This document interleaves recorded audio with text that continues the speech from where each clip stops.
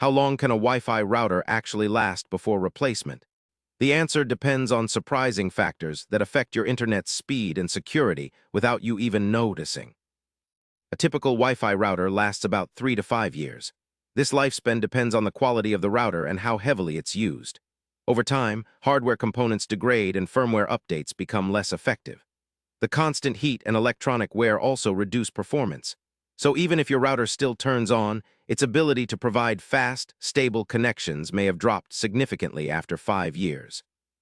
You should consider replacing your router if you notice slower internet speeds, frequent disconnections, or if your router can't support modern Wi-Fi standards like Wi-Fi 5 or Wi-Fi 6. Older routers may lack important security updates, leaving your network vulnerable to attacks. If your router is more than 5 years old or struggles with multiple devices, upgrading can vastly improve your internet experience. Where you place your router matters. Excessive heat, poor ventilation, or cramped spaces can shorten its lifespan. Dust buildup inside the device can also cause overheating and damage components. Keeping your router in a cool, open area helps maintain optimal performance and can extend its life beyond the typical range.